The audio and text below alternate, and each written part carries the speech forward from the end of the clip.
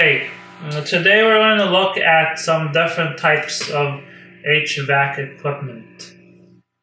So there are two types of HVAC systems.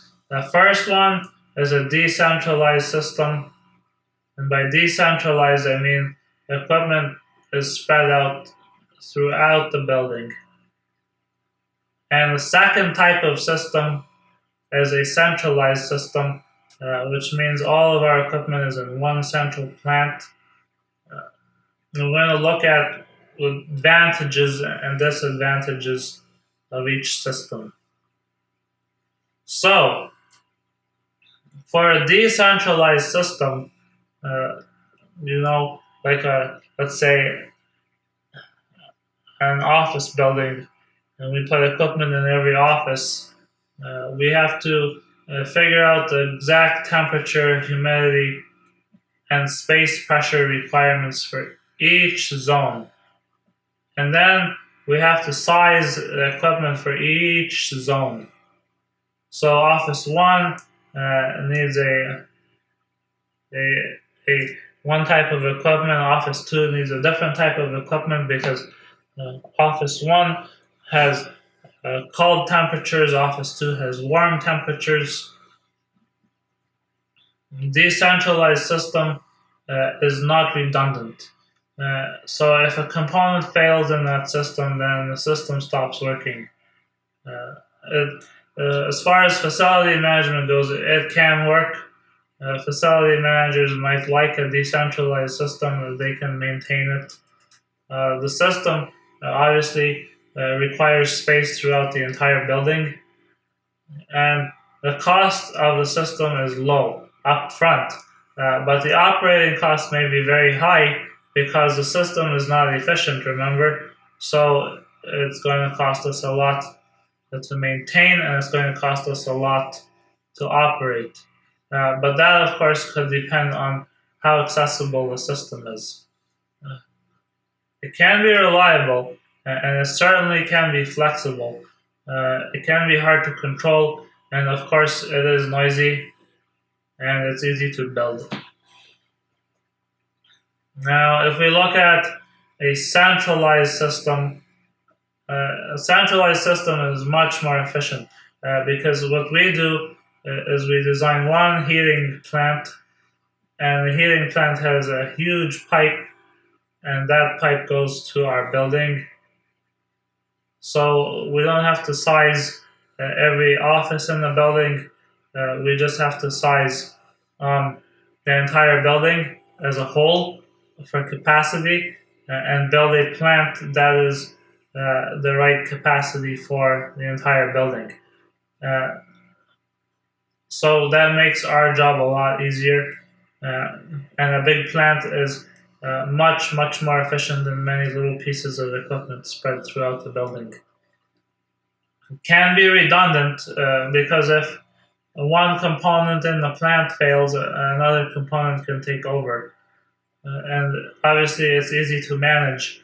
The disadvantage, of course, is that it requires a separate building, and a separate building may not be a possibility if we don't have the space. So, commonly, like a hospital, university campus, it's pretty easy to find land for a separate building and install your heating plant there. The costs are low to construct. The operating costs are probably low. Maintenance costs are low. Reliability is good. Flexibility is good. Control is good. Obviously, since the equipment is isolated from the occupants, it could be several kilometers away. There's no noise or vibrations, and it's easy to construct. But you have to consider the schedule because constructing a complete power plant or heating plant might take a long time. So this is what we're talking about. So primary HVAC equipment includes refrigeration equipment, heating equipment, and air, water, and steam delivery equipment.